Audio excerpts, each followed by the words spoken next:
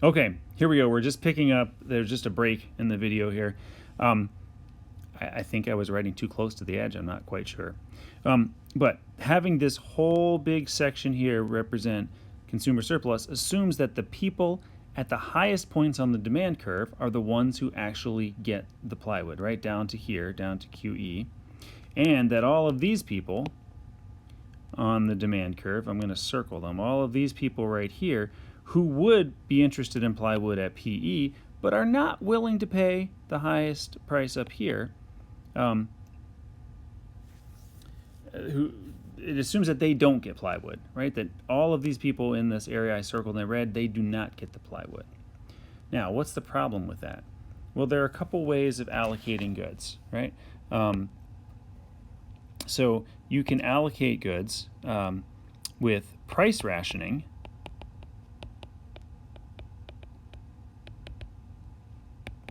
right? And price rationing, that's, as I mentioned before, how most of our stuff gets allocated. Or, alternatively, you could use non-price rationing. If we say you may not ration things by selling them to the highest bidder, right? You may not use price as the rationing mechanism, then you're going to have to, there'll be shortages and you'll have to ration them some other way. And those ways include first come, first serve, for example. That's when Alex Tabarrok was talking about this, he called that search costs, right? If you have to get there really early and stand in line in order to get it because it's first come, first serve, that imposes a cost on you, right? It's not a money cost, it's the cost of your time, it's an opportunity cost. Some businesses might say, look, we want to try to spread this stuff around, so we'll have a limit per person. That's another way that you could do it. But think about it. If it's first come, first serve, and I really, really, really need plywood, then I have to go stand in line at the lumber yard, all night long so that I'm there first thing in the morning to get the plywood.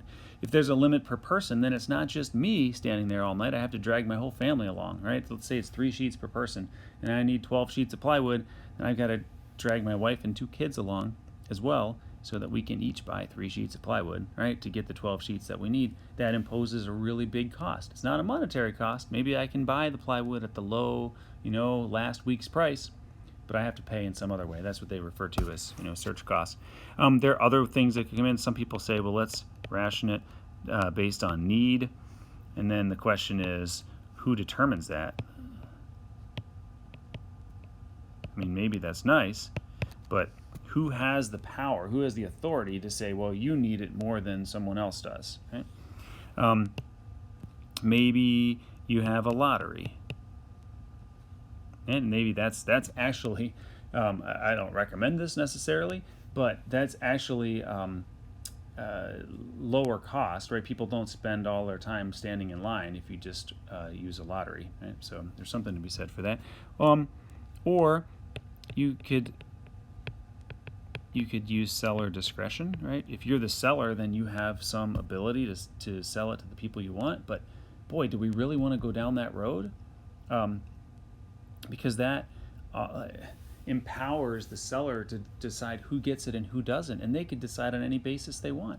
Right? And some of the bases that they might choose to allocate it on, others of us might find reprehensible, right? So if someone wants to allocate it to people who look like them or practice the same religion as them or have the same political beliefs as them, or sexual orientation or any other number of things that we find to be discriminatory,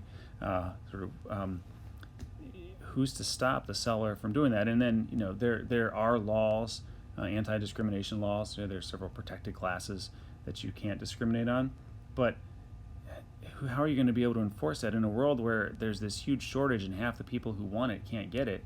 How are you going to prove that I didn't get it because of insert the demographic feature characteristic here that led to them not selling to me? So this could enable discrimination in a way that most of us would find immoral, right, or distasteful at least, and wrong. So what if you pay bribes? The problem is, once you get to the point where you're paying bribes, is that really a non-price rationing mechanism? No, now you've moved back up to price rationing. So anyway, just that's sort of an aside, but boy, there are problems with all of these non-price rationing mechanisms as well, right? And that's why, as an economist, many times we say, well, price rationing is often the most efficient. And as they pointed out in that video, the PBS video I had you watch, it is the case that sometimes people with limited means, poor people, can't afford the stuff at that really high price, and that is unfortunate. And maybe there are charitable ways that individuals and groups can help people who can't afford it. Maybe there's a government method for helping it. I'm not saying that it's great. I don't like to see people getting frozen out because they can't afford it. The question is the alternative better, right? So is it better whenever the price is high and only people with money can get it, or is it better when there's a price ceiling and then there's just not very much of it available and lots of people, nobody gets it, or very few people get it? So anyway, that's something to think about. A couple last things to put in here. So we started out saying, it's only if people up here on the demand curve get it, that you get all of this surplus. What if, let me pick a color we haven't used yet. Oh, what's it going to, how about gray? What if this person right here gets a sheet of plywood instead of this person? Well, then so for this sheet, for this particular sheet of plywood right here, consumer surplus really only goes from the price they paid up to here. And everything above that goes away, right? That is not consumer surplus, because for this to all be consumer surplus, somebody who valued the plywood, why is it doing that? At this level up here, can you see what I'm trying to highlight? I'll do it in red now. At this level right here where I put the red X has to get it. Instead, this person who values it at a much lower level gets it. So the surplus is really only from here, from the equilibrium price, up to the value that they place on it. And that can happen every time one of these people with a lower value get it instead of one of these people with the high values. The potential producer surplus is eaten into, right? So it's not like the deadweight loss where you can identify this exact area on the graph, but see how this gets smaller, and maybe somebody else who values, let's take this person, they get it instead of somebody up here, so this goes away. And what if some of these people get it by standing in line all night? So maybe the cost to them is actually higher. So you start chewing into this. Tabarrok showed you, he said, well, let's just take the average value, right? Take the difference between the high value and the low value, and say that the people on average value at this amount, and then you can start cutting down the consumer surplus by that. Sometimes I think of it this way with, stalactites and stalagmites, that are chewing into it. But the deal is, at the end of the day, this consumer surplus is likely much smaller than what we show on that big, beautiful graph.